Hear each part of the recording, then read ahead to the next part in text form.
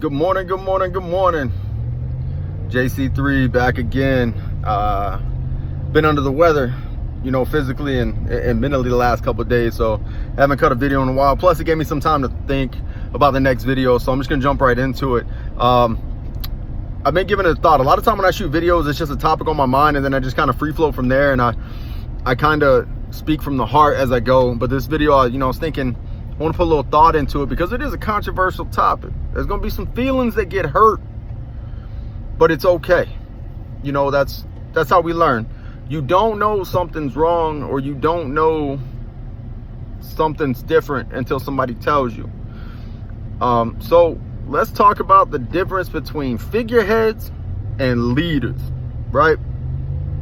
And this is going to be very, very Army centric because it's very easy to make an analogy and use a formation just because it's, it's a standard thing. I mean, there's a guide on, there's a person in front of it, and then you have platoons and squads and teams inside of there. So it's very organized and very universal. So I'll use that to kind of go through here. So for my non-Army folks, I'll try to do my best to kind of elaborate and expand a little bit further on what I'm talking about. That way there's no confusion. You don't feel like it's just a wasted thought on something you don't understand. So right when we jump into that, happy birthday, America. Happy July 4th. I hope everybody stays safe. Remember, be safe in everything you do, not only for yourself, but for your family, your teammates, and your community, and the great state, or the great country known as the USA. So figureheads versus leaders. There's a misconception that because you hold a certain position or a certain title that you're a leader. No. And when we talk about that, this is what I mean. Just because you have a certain title does not mean that you are a leader. That means you are in a leadership position. It is up to you to lead from that position, or it's up to you to not lead from that position. Whatever you did to get there, hey, you earned it. Congratulations. Don't let nobody take it away from you. And no matter what they say, who cares, right? But it is up to you to deserve that every day, to prove that you deserve to be in that leadership position. Because right now what's happening is leadership, and the word leader is being used as a buzzword. It's overused and it's used in the wrong sense. A leader is not a certain rank. It's not a certain title.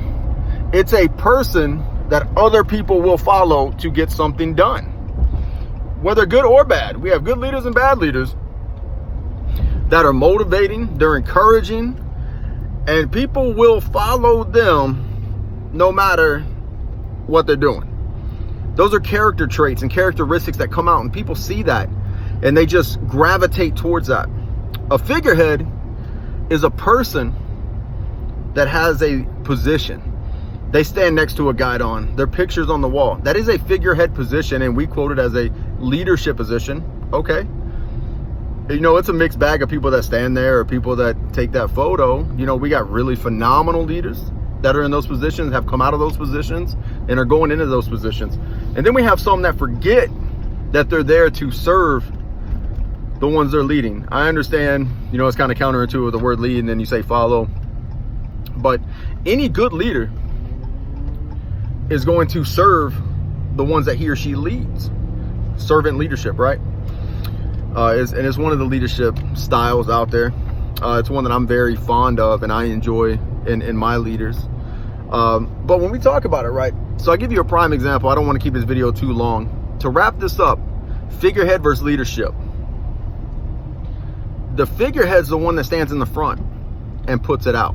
They could also be a leader. So don't misconstrue what I'm saying and take it as if you're in a leadership position, you're not a leader. That is not what I'm saying. Do not confuse the two.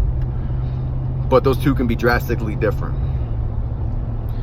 If you're in front of the formation and you put out something that is not a popular decision, or it's not a popular event that's going to happen, look at the formations and how they react. And you want to know who the leaders in your organization are? It is going to be the man or woman, the guy or gal, that 3 or 4, maybe 5 or 6 people in that formation look to see their reaction to it. If you're in front, those people that are being looked at inside their platoons or inside their squads, those are your leaders.